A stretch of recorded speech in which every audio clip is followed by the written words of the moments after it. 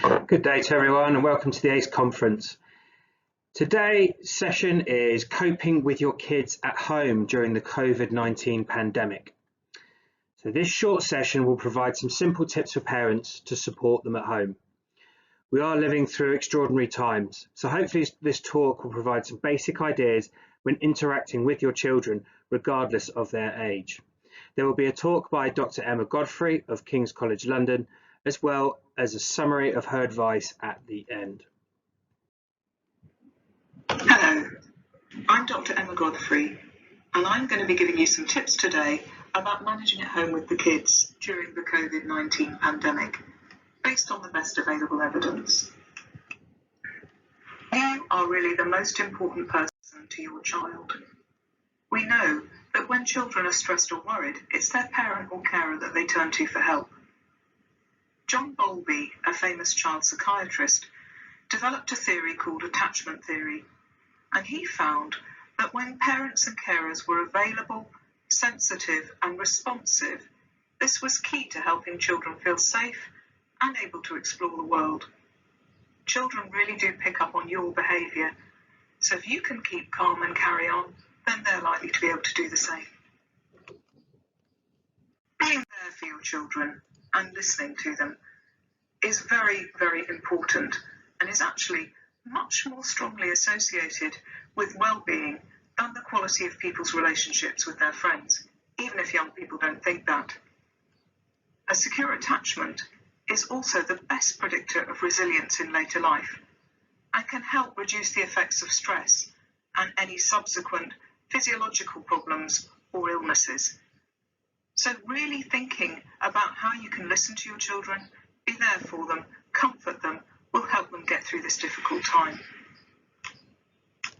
There are some scientific principles that can help you manage your children's behaviour. For example, positive reinforcement. Behaviours followed by something pleasant are strengthened, and what children really want is your attention. So if you can notice and praise or encourage the behaviour you do want, you're likely to get more of that behaviour. Conversely, if you try to ignore as much as possible the behaviour you don't want, then that behaviour should gradually reduce. Having a regular routine will help reassure young people and make them feel safe. But don't beat yourself up about it. If you try to have regular bedtimes and regular getting up times for young people, and regular times when they're doing their schoolwork, or times when they're relaxing, or times when they're doing physical activity, that should be sufficient. And don't worry if it sometimes goes wrong. Creative activities are very, very important for young people and can help them process information and emotions. And there's lots of good resources that you can look up on the BBC, from museums, from artists. Very, very interesting ideas that you can do at home. Physical activity is also important, and that should be part of everyone's day. You can look at Joe Wicks's PE sessions online for children that start at 9 a.m, but you can do them at other times during the day too. Keeping a journal or a diary is another good idea, particularly as we're living in such unusual and unprecedented times. So it may be important to keep your observations and feelings about this for the future. This slide shows the physical activity guidelines from Public Health England. They're slightly different for very young children under 5 and for children and young people between 5 and 18 years.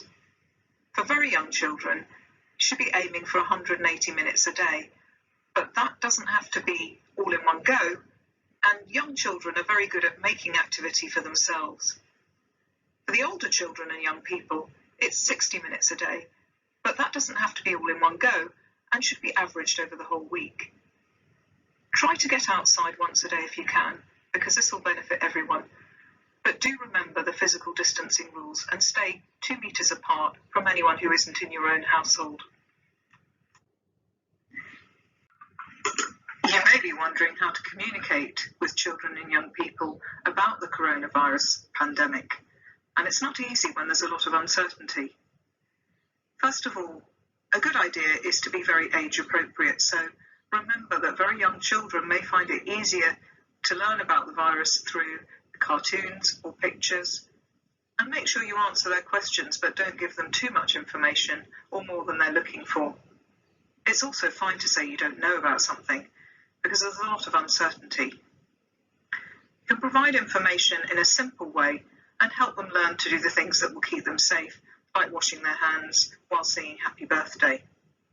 For older children, they're able to understand a lot more, but again, be careful that they don't listen to the news all the time and perhaps become very anxious and overloaded.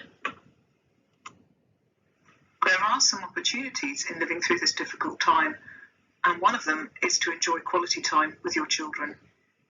You can read together, and we know that that helps children to develop their language skills, play games, maybe some of the older-fashioned board games, and share chores, helping children to learn useful life skills like cooking and cleaning and gardening.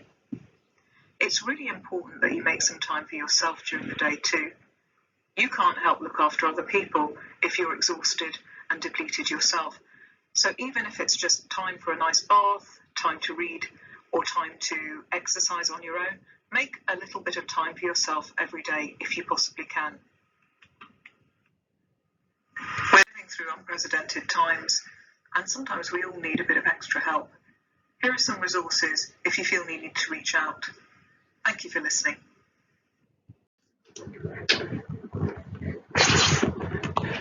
So to summarise, make sure that you're just there as a parent for as much time as possible for your child. Try to ensure that there's a significant amount of positive reinforcement. Try to ensure that there's daily exercise. Try to communicate with your child. Spend positive time with your child, whether it be reading or playing or spending time in the garden or spending time outside. And try to make some time for yourself as well.